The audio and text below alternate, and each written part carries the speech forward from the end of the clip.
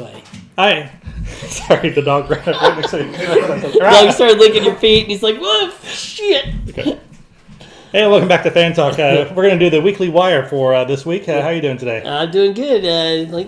Some interesting stuff in the news today too. So yeah, actually, the news is going to be the most interesting thing we do today because you remember last week when we covered the box office, it was Frozen 2, Knives Out, Ford vs. Ferrari, Queen and Slim, and Beautiful Day in that order. Yeah, and it's still the same. Exactly the same. We said that was probably going to happen. Yes. We predicted it. So yeah, I'll just quickly run through Frozen 2, another $35 million. It's up to $922 million now, so it'll hit $1 billion this week sometime worldwide.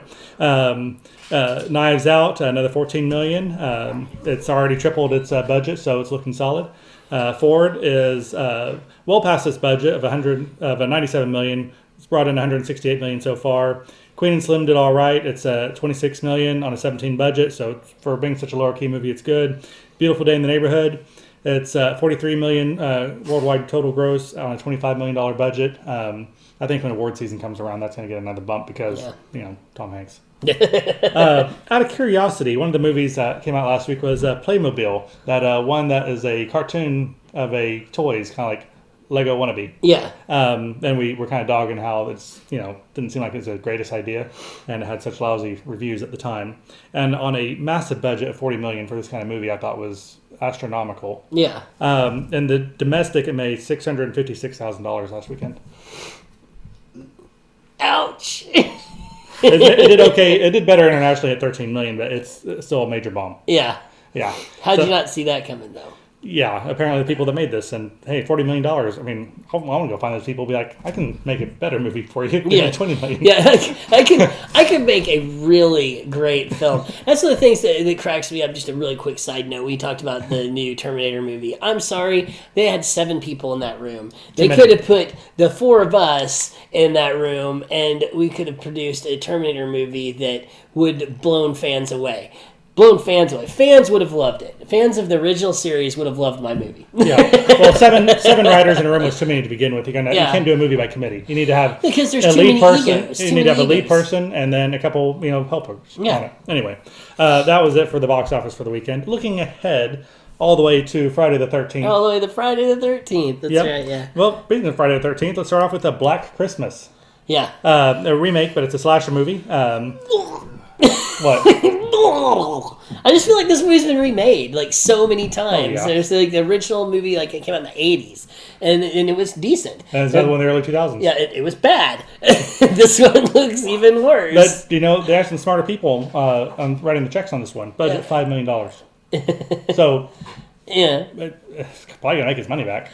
Oh, I mean, I will say this: the great thing about horror films, it didn't cost a whole lot of money to make. Splatter packs are cheap. Yeah, and if you get some people to go to the theater, you're gonna make some money, which is why I feel like there should be more really good horror films because you can make them for a low budget, and it's something that produces money. You would feel like there'd be more of it out there, but it's a genre in my eyes that it's not. Its heyday was, in my opinion, like the 80s and the early 90s. And Unless I it's don't just think completely that we've had as many huge hits. The ones that we have had that were good were really good. But there's a lot of hit and miss there. Actually, for looking at this coming weekend, I'm going to even cover a couple limited release movies that made my radar.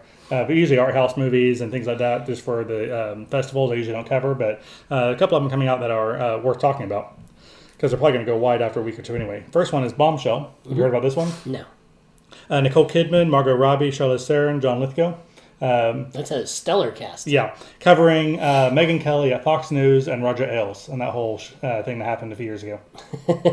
So this will be interesting to hear the political verse blow up over this one. Yeah. But yeah, Nicole Kidman as Megyn Kelly. Okay. Or I'm sorry, it might be Charlize Theron as Megyn Kelly. I had that backwards. But yeah, stellar cast. That's a limited release this week, but it'll be going wider the following week unless it gets injunction against it to stop playing. Stop playing everywhere. Don't play this film. The other limited release is Uncut Gems. This one has been making the rounds on some of the festival circuits and has gotten actually a number of awards so far and some good reviews. It's a crime thriller starring Adam Sandler and Idina Menzel, better known as Elsa from Frozen. Yes. But yeah, that's getting some pretty good word of mouth now. So that might be one to keep an eye on. It's got a 96 rating on Rotten Tomatoes. Okay. And then it brings out our last two wide release movies for the coming weekend. First, which is Richard Jewell. Have you ever heard of him? Yes. Actually, oh man, it's something to do with electricity, right? I'm sure there's electricity involved. Back in the day, there's the Olympics in Atlanta, and there's a bomb that went off. Okay. And he was a security officer that found No, it. that's right. That's yeah. It's like totally. Yeah, he's the guy that found it, and then like The they press found thought he did it, and that he did it. Yeah. eviscerated him in the press, and then he came out, he was innocent, and they found people that did it. Yeah. This is the biop movie about that. Produced by Clint Eastwood. Okay. Clint Eastwood. So that one looks like pretty good. And then the last movie coming out this weekend is the one that probably will take first place. Jumanji, the next level. Jumanji, the next level. Yeah. Starring The Rock, Dwayne Yeah, Johnson. I don't know. It may not overtake Frozen. We couldn't be Frozen surprised made there. No, Frozen made $35 million this last weekend. Okay, This is fair estimated to come in at $40 million, and so assuming Frozen has another 50% drop down to about $17 million, Jumanji would have to bomb hard. Yeah. I mean, it would have to like dark fade it. And I hope it doesn't. It looks funny. Yeah, I'm looking forward to it. I'm going to go see it this weekend. But that's it for the box office. All right. Well, in news, I thought it was news this week was kind of fun. The first thing was a lot of DC fans out there, but their DC is boasting that their new lineup of movies coming out over the next year is going to slay Marvel because overall it's a more interesting and entertaining lineup. Have we heard this before? Yeah, we've heard this before, and now Marvel has yet to have a flop. Knock on wood. They've like been smashing out the park, but they're still saying that their films lined up. Well, I will say Marvel has some unusual sounding ones coming. And see, I want to touch on that. So, okay, let's just start off with the MCU right now. We're going to have the Black Widow, the Eternals, Doctor Strange, Shang-Chi, Thor, Love and Thunder, Black Panther 2. Now, from DC, you're getting Birds of Prey. You're going to get Wonder Woman 1984, which looks like it's going to be good. Black Adam's coming out, Aquaman 2, DC Super Pets, and Suicide Squad 2. Yeah. So you got some pretty big titles there from DC. True. But the thing that I think that you forget about is that Marvel, whenever it first was coming out, look at some of these titles. Doctor Strange was not a huge character. Guardians of the Galaxy were virtually unknown. Ant-Man, nobody could care less, especially about Lang's Ant-Man over Pym's, because Pym was a very interesting character. Yeah. He was an alcoholic. He brutalized women. There was some darkness to him for him being an Avenger. He was kind of an interesting character. But a lot of these characters that they made whole movies out of that were huge successes were based off of characters who were virtually unknowns. Yeah. So right now you're looking down this line of going another Doctor Strange movie. The Eternals, who are they? Shang-Chi, Shang-Chi, who's that? The Eternals, what? But these movies are more likely going to be stellar, and they're going to become household names after these movies come Well, and out. also going further into Black Widow, I mean, we all obviously know who Black Widow is now, but that was going to be unless they're bringing in some other superheroes, that's going to be a very unsuperpowered movie. Yeah, but have you seen the preview for it? Oh, yeah. It looks fantastic. It does. But moving on, a little bit of news that I've been excited about. Matrix 4. Matrix 4 is in full swing at this point. You got the director, Lana Wachowski. Is that how you pronounce her name, I think? Wachowski is returned. And, of course, you got Keanu Reeves and Moss returning for their roles. Moss, obviously, at least it appeared that she died in the last film, but it's looking like... Reeves. Yeah. So, well, it never showed him dead. It showed him plug the thing into his head. True. It never really showed him as dead. It showed him, unconscious. Becoming one with the machine. Yeah, but it never really showed him as dead. Balancing the equation. Yeah, but we got some cool people signed on for this show so far. Right now we've got Jonathan Goff, which most people are going to know him as doing the voice of is it Sven? Sven's the main character from Frozen, right? Or is that the reindeer? I always forget. Kristoff, yeah. Yeah, he was Kristoff. So he does the voice of Kristoff in Frozen 2, and also he's very well known as far as series, like where you've seen him, Mindhunters. He plays the main character from that series, Mindhunters.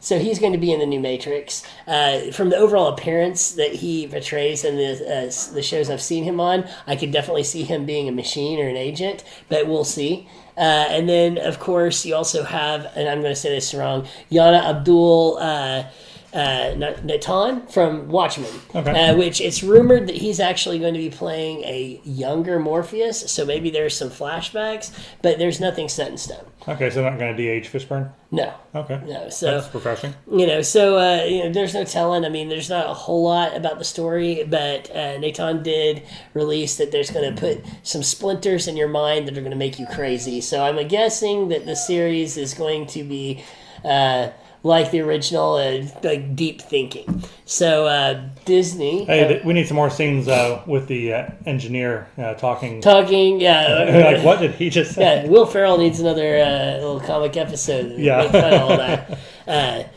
Disney right now is now hit box office 10 million. Billion? Billion. Yeah, I said million, didn't I? I meant 10 billion. billion Yeah, dollars. million.